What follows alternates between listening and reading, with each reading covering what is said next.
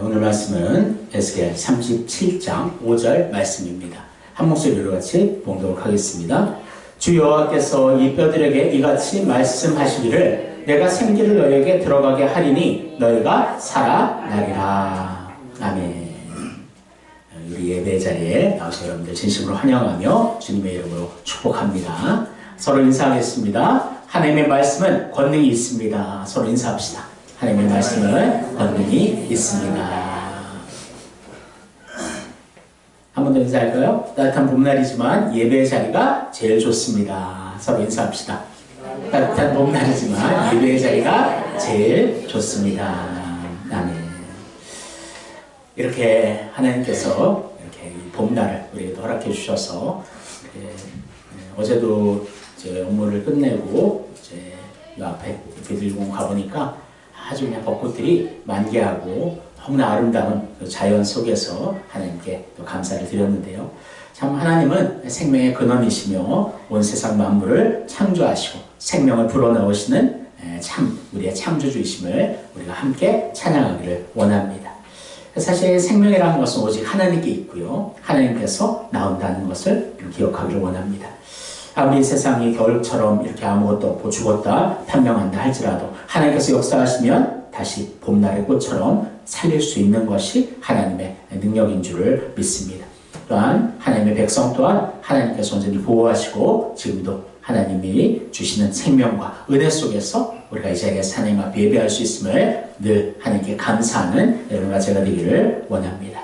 그래서 오늘은 이제 주 여호와께서 말씀하시기를 이 제목으로 하나님의 말씀의 권능이 얼마나 큰지 온전히 우리 살펴보기를 원하고요. 그 말씀대로 순종함으로 우리 그리스도의 반석 위에 아름답게 세워지는 여러분의 신령과 가정 되기를 주님의 이름으로 소원합니다. 오늘 본문을 먼저 보면 하나님의 이스라엘에 대한 회복에 대한 그 말씀을 하고 계십니다. 그래서 이 시대는 바벨론이 이제 모든 나라들을 이제 점령하고 시작하는 그러한 시대였어요. 그래서 아수르도 멸망했고 애굽 또한 멸망의 길로 가고 있었던 때에 이 바벨론이라는 이 나라의 왕이 느부갓네살이었는데요. 그가 통치하는 그때에 예루살렘 성이 함락되었고 그렇게 많은 예루살렘의 백성들이 그렇게 바벨론의 포로로 끌려가고 있었던 그런 상황이었습니다. 그래서 에스겔도 함께 끌려갔을 것이다 그렇게 추측을 하고 있는데요. 결국에 예루살렘은 BC 586년에 완전히 파괴되고 맙니다. 얼마나 이 시대로 보면 참 절망밖에 없는 그런 시대였다라는 거죠. 하지만 그럼에도 불구하고 이 절망의 시대 속에서 하나님께서 에스겔을 선택하셔서 예언케 하시는데 여기에서 하나님의 택하심과 보호하심, 하나님께서 온전히 소망을 주신다. 그 소망의 메시지가 여기에 담겨 있음을 우리가 오늘 깨달아 알기를 원합니다. 그래서 하지만 그 먼저 하나님께서 요구하시는 것이 있는데 바로 따라해볼까요? 회개. 그래요. 회개하지 않으면 하나님께서는 소망을 주시지 않는다라는 거예요. 먼저 회개의 심령이 되고 우리가 하나님 앞에 막혀있는 그런 죄의 요소들을 우리가 기도하며 그것을 제거할 때에 하나님의 놀라운 역사하심이 시작된다는 것을 여러분 믿으시기를 바랍니다. 그 회개 후에 하나님께서는 우리에게 소망을 주신다는 것을 여러분 깨닫기를 원합니다. 그래서 오늘 본문 말씀을 통해서 하나님께서 어떻게 그렇게 회복하시며 우리에게 소망을 주시는가, 또 그 회복과 소망, 우리에게 주시는 하나님의 은혜의 원천은 무엇인가 온전히 깨닫는 시간 되시기를 주님의 이름으로 축원합니다. 그래서 오늘 말씀에 이제 하나님과 에스겔의 대화 속에서 이제 죽음을 생명으로 회복하는 그 사건이 나타나게 됩니다. 그래서 이것은 하나님의 능력의 전적인 말씀으로 이렇게 이루어진 사건이지만 자세히 보면 에스겔이요 그냥 아무것도 하지 않고 그냥 관객의 입장이 아니라 함께 하나님과 동역하며 그 일을 이루어가는 하나님의 사용하심을 볼 수가 있는 것입니다.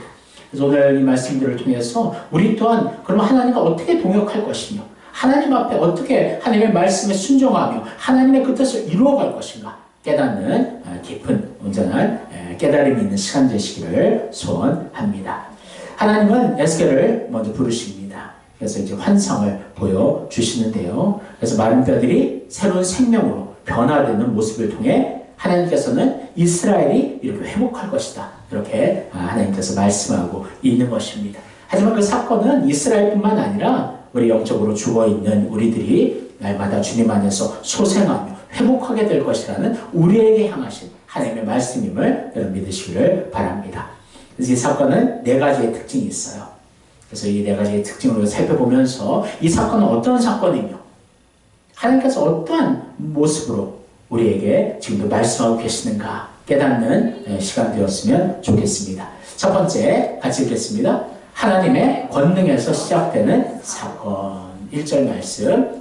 여호와께서 권능으로 내게 임재하시고 그의 영으로 나를 데리고 가서 골짜기 가운데 두셨는데 거기 뼈가 가득하더라. 아멘. 에스겔은 여호와의 권능으로 내게 임재하였다. 가장 먼저 말씀하고 있습니다. 그러니까 이 사건의 시작은 어디서 시작되었다? 하나님의 권능에서. 이 권능은 권세와 능력이라는 뜻이거든요. 그래서 하나님의 그 능력 가운데, 하나님의 권세 가운데 시작된 사건이 오늘 이 사건임을 우리가 알 수가 있습니다. 그렇습니다. 우리가 예수를 믿고 구원받은 것도 하나님의 은혜 가운데, 하나님의 권능 가운데 이루어진 사건인 줄을 믿습니다. 그래서 이 사건을 통해서 하나님께서는 하나님의 능력 가운데, 하나님의 그 절대적인 주권 가운데 시작된 것이다. 그렇게 하나님께서 선포하고 있다라는 거죠. 그러면서 이제 성령님이 이제 에스겔을 이제 데리고 가는데 어디로 데려가느냐?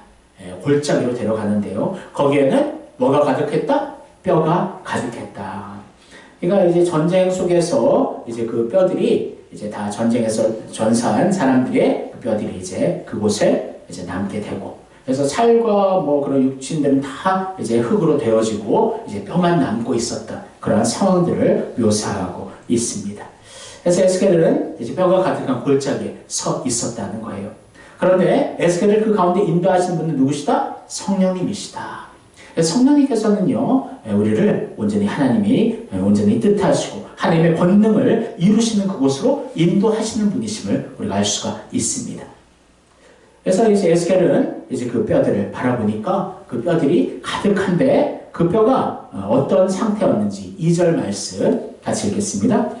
나를 그 뼈 사방으로 지나가게 하시기로 본즉 그 골짜기 지면에 뼈가 심이 많고 아주 말랐더라. 아멘.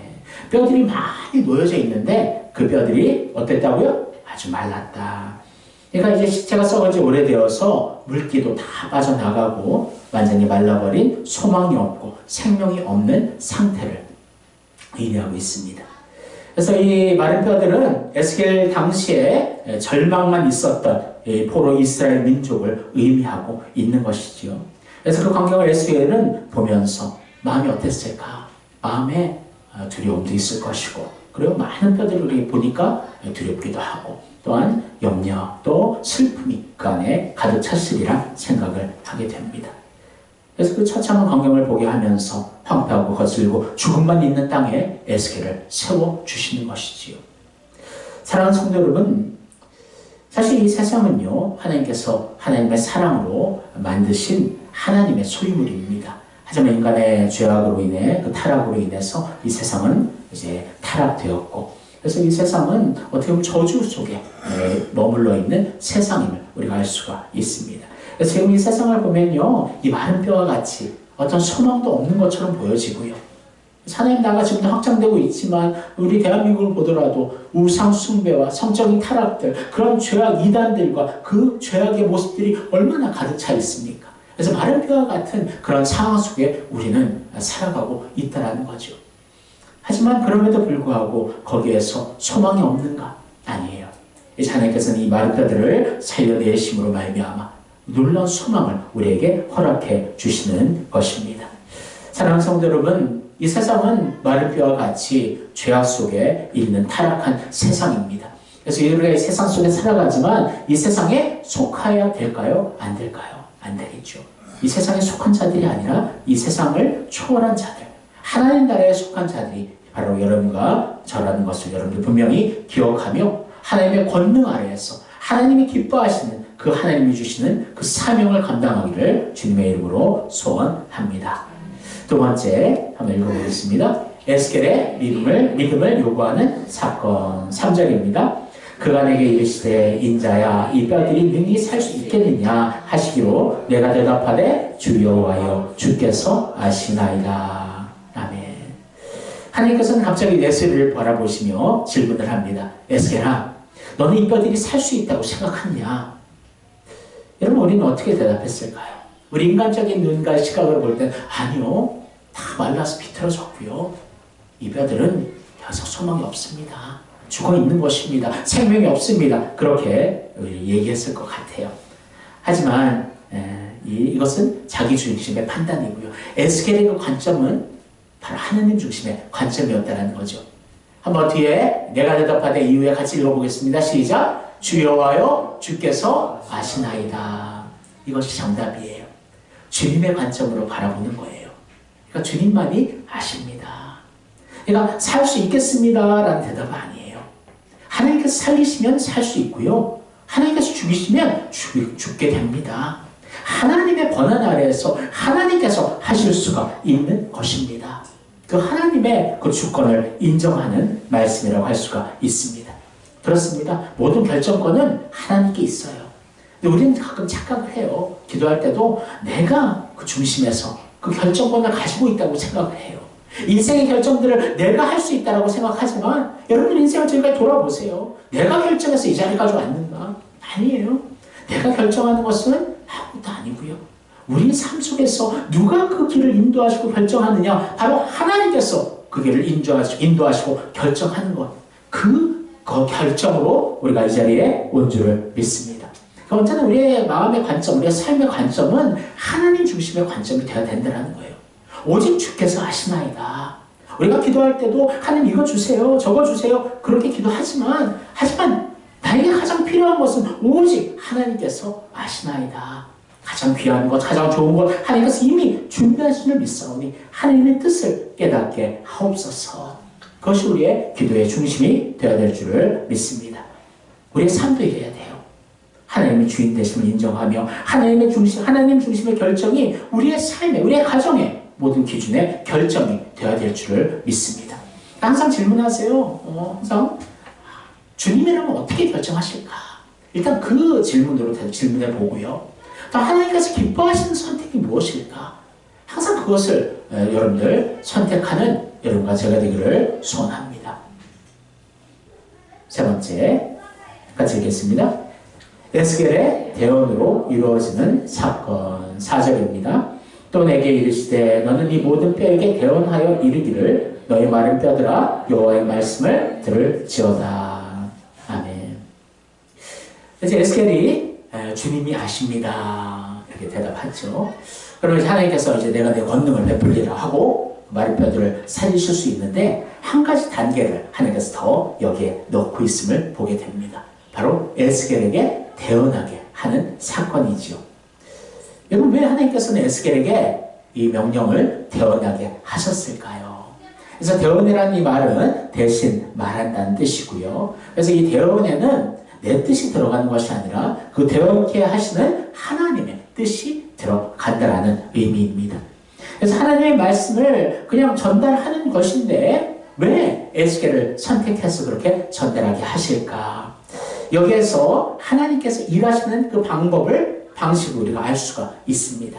하나님께서는 이 세상 창조는 하나님 스스로 하셨죠. 하지만 그 이후에 인간을 만드시고 그 인간과 함께 하나님께서 동역하기를 기뻐하시는 분이심을 우리가 이 말씀을 통해서 알 수 있다는 거예요.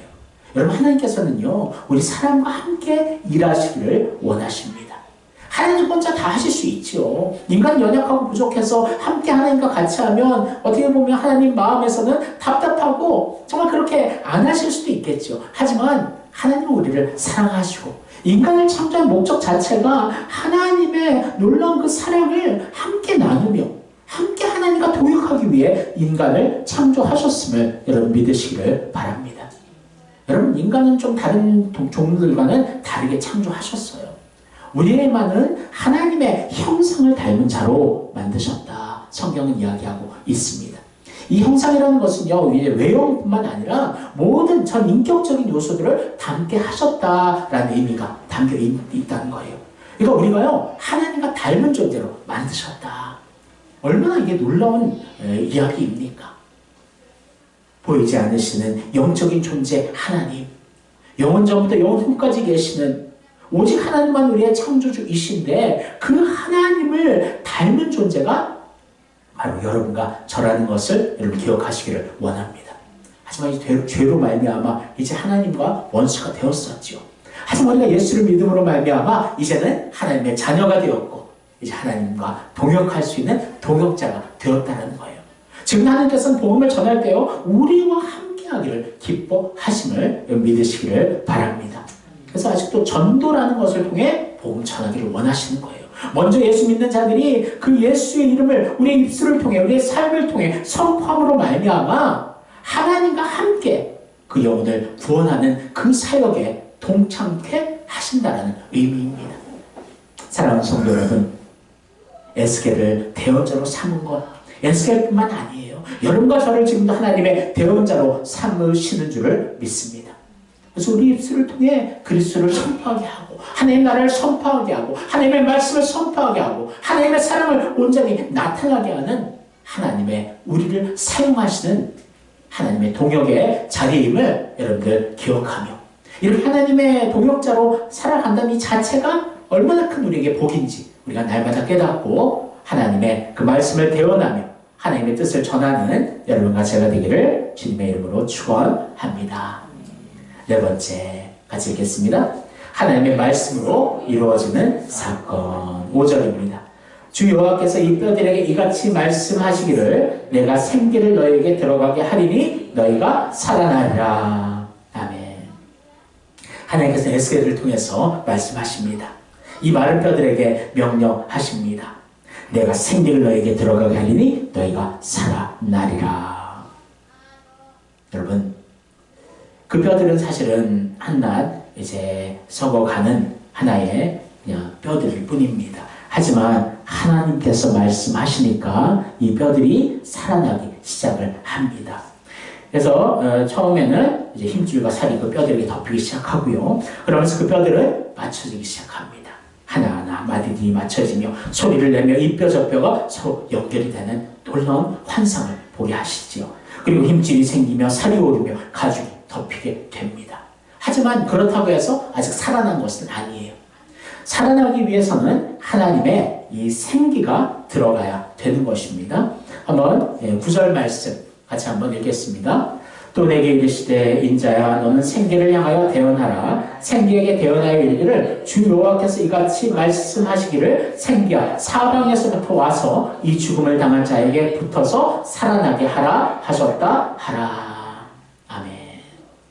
여호와의 말씀에 항상 하나님 말씀이 먼저 있어요. 그 말씀을 우리가 대언하는 것입니다. 그래서 그 말씀대로 순종하여 우리가 믿음으로 선포할 때에 이제 살아나기 시작했다라는 거예요. 생기가 사방에서 와서 사망당한 자에게 붙어서 살아나게 되는 것입니다. 그래서 인간이라는 존재만이 하나님이 주신 영혼을 가진 존재예요. 그래서 다른 동물들은 이제 흙으로 돌아가지만 우리 인간은 영원히 사는 존재로 만들어 주셨다는 거예요. 하지만 예수 믿지 않고 죽은 자들은 영원한 지옥의 그런 부활로, 예수를 믿고 죽은 우리들은 영원한 영생의 부활로 살아난다는 것입니다. 사랑하는 성도 여러분, 우리의 영혼은 살아있어요. 하지만 믿지 않는 자들의 영혼은 죽어 있습니다. 그래서 이 마찬가지 이 군대도 아무리 살이 입혀지고 겉으로는 살아있는 것처럼 보이지만 그 안에 생기가 들어가지 않으면 죽은 것과 마찬가지라는 거예요.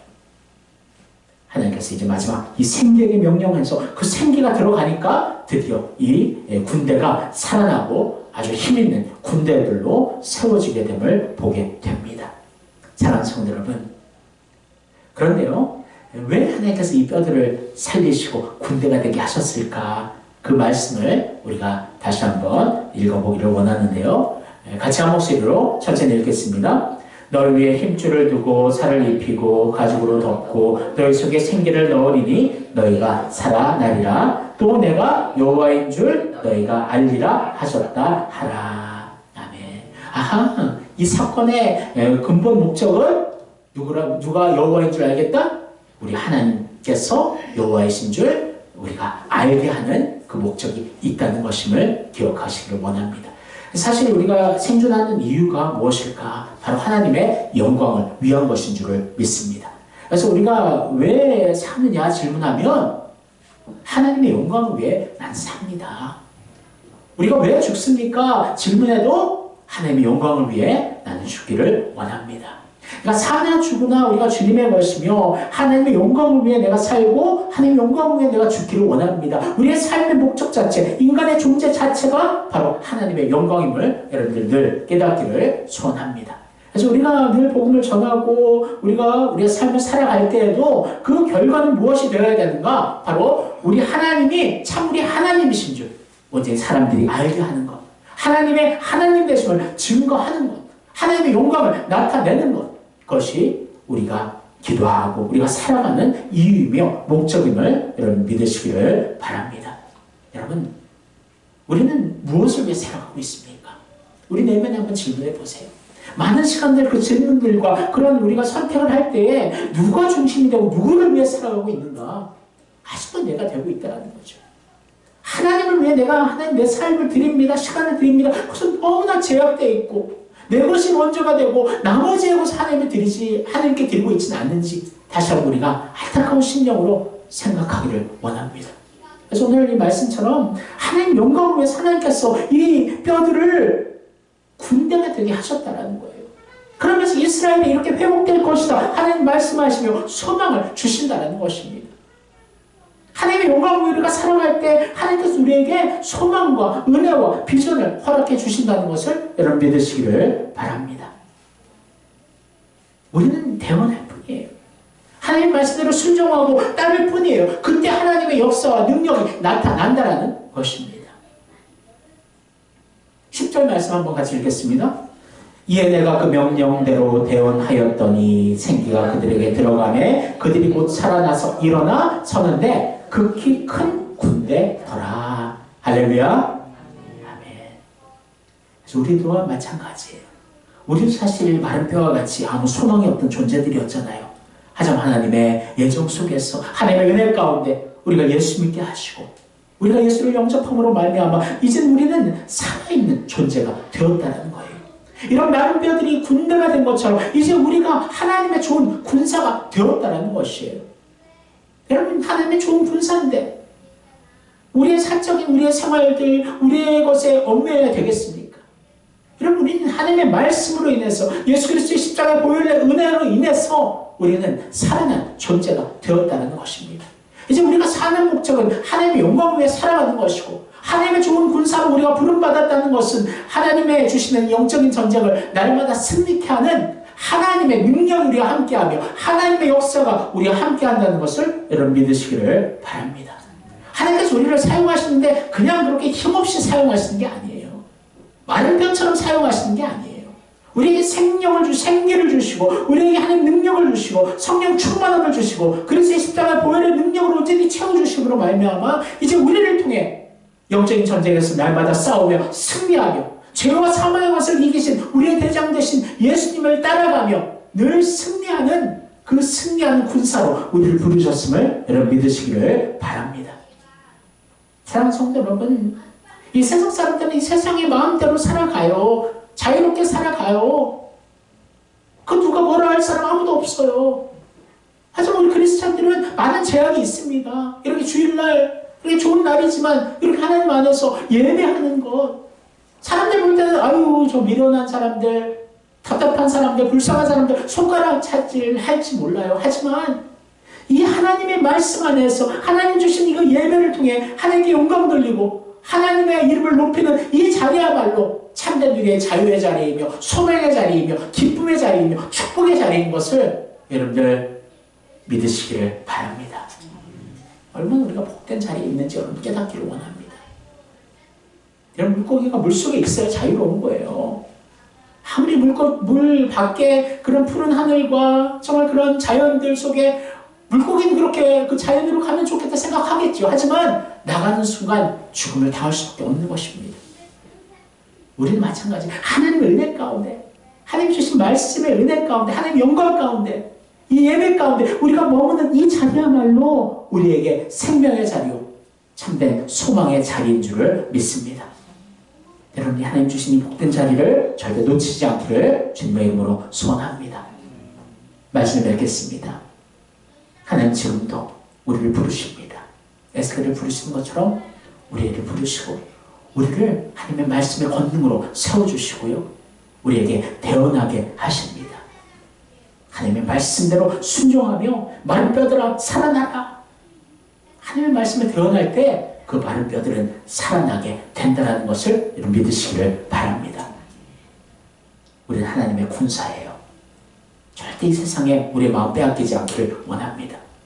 하나님의 말씀대로 늘 순종하고 하나님의 뜻 안에서 온전히 하나님 영광 위에 살아갈 때 하나님께서 모든 것을 책임져 주실 줄을 또한 믿습니다. 사랑하는 성도 여러분, 이제 4월이 시작되었고 우리 가정의 대신방이 시작되었는데 우리 정말 하나님 예배를 소망하며 말씀을 소망하며 하나님께 늘 기도하며 하나님의 뜻을 온전히 이루어가는 그리스도의 반석 위에 순종함으로 세워져가는 여러분들 가정, 여러분들 심령, 우리 교회 되기를 주님의 이름으로 축원합니다. 기도하겠습니다. 사랑하는 하나님 감사합니다. 반석 위에 세워진다는 것은 예수 그리스도를 믿고 그 믿음으로 말씀에 순종하며 나아가는 것인 줄을 믿습니다. 하나님의 권능이 우리에게 있습니다. 하나님은 우리와 함께 일하기를 원하시고 우리의 사명, 복음 전파의 사명, 궁극적으로는 하나님의 영광을 나타내는 그 사명을 우리에게 주신 줄을 믿습니다. 하나님의 좋은 군사로서 하나님의 말씀을 늘 기억하며 늘 믿고 그 말씀에 순종하며 그 말씀을 아름답게 대언함으로 마른 뼈와 같은 그런 영혼들이 아름다운 군사 생명 될 수 있도록 하나님 우리와 함께하여 주옵소서. 늘 하나님과 동행하며 예수 그리스도의 십자가의 보혈의 능력을 선포함으로 영혼들이 살아나는 놀라운 역사들이 나타나게 하여 주옵소서. 감사하며 예수 이름으로 기도합나이다. 아멘.